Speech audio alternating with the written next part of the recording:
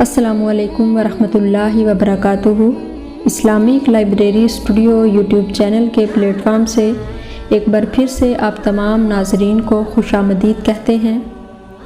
الحمدللہ آج ہم اپنا پرانا سلسلہ جو کہ رمضان المبارک سے پہلے ہم کیا کرتے تھے، اسی سلسلے کی کڑی کو لے کر چلتے ہوئے آج ایک بہت ہی خوبصورت موضوع سے اپنے اس آج کی ویڈیو کا آغاز کریں گے، اور ہمارا آج کا موضوع ہے حضور نبی اکرم صلی اللہ علیہ وآلہ وسلم کے پسینہ مبارک کی خوشبو۔ تو چلیے اپنی ویڈیو کا آغاز کرتے ہیں۔ صحابہ کرام رضی اللہ عنہم جسم اطہر کے مقدس پسینے کو محفوظ کر لیتے اور وقتاً فوقتاً اسے بطور عطر استعمال میں لاتے۔ اس جیسا عطر روئے زمین پر دستیاب نہیں ہو سکتا تھا۔ حضرت انس بن مالک رضی اللہ عنہم سے روایت ہے کہ آقائے محتشم حضور رحمت عالم صلی اللہ علیہ وآلہ وسلم اکثر ہمارے ہاں تشریف لایا کرتے تھے۔ عموماً آپ صلی اللہ علیہ وآلہ وسلم ہمارے ہاں قیلولہ بھی فرماتے۔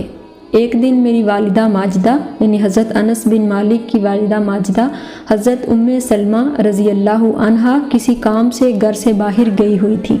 ان کی عدم موجودگی میں تاجدار کائنات صلی اللہ علیہ وآلہ وسلم ہمارے گھر میں جلوہ افروز ہوئے اور قیلولہ فرمایا۔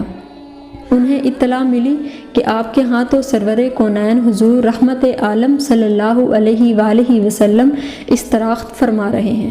انہوں نے جب یہ سنا تو جلدی جلدی اپنے گھر کی طرف لوٹی اور دیکھا کہ سید المرسلین حضور رحمت دو عالم صلی اللہ علیہ وآلہ وسلم استراحت فرما رہے تھے، اور جسم مقدس پر پسینے کے شفاف قطرے موتیوں کی طرح چمک رہے ہیں، اور یہ قطرے جسم اطہر سے جدا ہو کر بستر میں جذب ہو رہے ہیں۔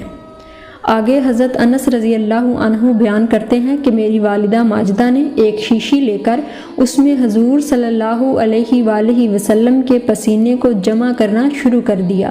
اسی اثناء میں آپ صلی اللہ علیہ وآلہ وسلم بیدار ہو گئے۔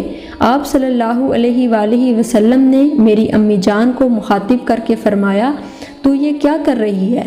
تو امی جان نے احتراماً عرض کیا، یا رسول اللہ صلی اللہ علیہ وآلہ وسلم، یہ آپ کا مبارک پسینہ ہے جسے ہم اپنی خوشبوؤں میں ملاتے ہیں، اور یہ تمام خوشبوؤں سے بڑھ کر خوشبودار ہے۔ سبحان اللہ۔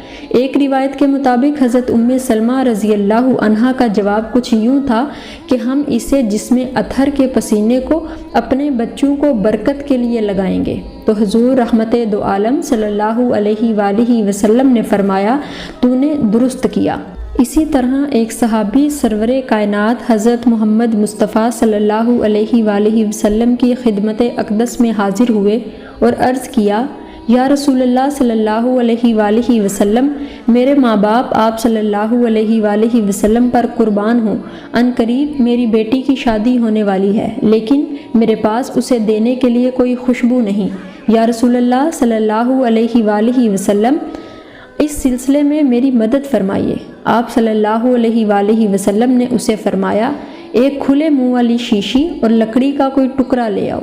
حضور صلی اللہ علیہ وآلہ وسلم کا ارشاد گرامی سنتے ہی وہ صحابی مطلوبہ شیشی اور لکڑی لے کر پھر خدمت اقدس میں حاضر ہوئے۔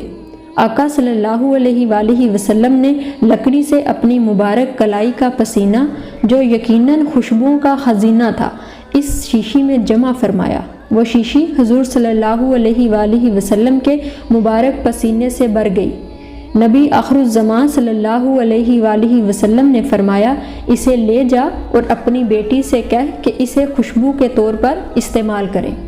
خوش نصیب صحابی وہ شیشی جس میں تاجدار کائنات صلی اللہ علیہ وآلہ وسلم نے اپنی کلائی مبارک کا پسینہ اپنے دست اقدس سے جمع کیا فرمایا تھا، اسے لے کر جب اپنے گھر پہنچے اور گھر والوں کو عطائے رسول صلی اللہ علیہ وآلہ وسلم کی نوید سنائی۔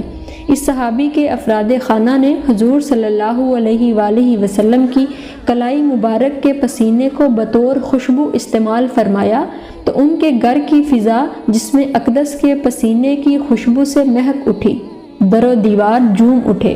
یہ مقدس خوشبو صرف ان کے گھر تک محدود نہ رہی بلکہ پورے شہر نے اس خوشبو رسول صلی اللہ علیہ وآلہ وسلم کو محسوس کیا اور اس کی کیفیت میں گم رہے۔ پورے شہر میں ان کا گھر بیت المطیبین یعنی خوشبو والوں کا گھر کے نام سے مشہور ہو گیا۔ کتب احادیث میں درج ہے کہ جب بھی وہ خوش نصیب خاتون خوشبو لگاتی تو جملہ اہل مدینہ اس مقدس خوشبو کو محسوس کرتے، پس اسی وجہ سے وہ گھر خوشبو والوں کا گھر سے مشہور ہو گیا۔ یوں نسبت رسول صلی اللہ علیہ وآلہ وسلم نے ان کا نام تاریخ اسلام میں ہمیشہ کے لیے محفوظ کر دیا۔ تو ناظرین، یہ تھا ہمارا آج کا بہت ہی ایمان افروز موضوع۔ یقیناً آپ لطف اندوز ہوئے ہوں گے کہ ہمارے آقا کریم صلی اللہ علیہ وآلہ وسلم کا پسینہ مبارک بھی کستوری کی خوشبو سے بھی زیادہ خوشبودار تھا۔ تو انشاءاللہ اگلی ویڈیو میں اسی طرح ایک اور خوبصورت سا موضوع لے کر آپ کے سامنے حاضر ہوں گے۔ تب تک کے لیے اپنا خیال رکھیے، ہمیں اجازت دیجیے، دعاؤں میں یاد رکھیے۔ اللہ حافظ۔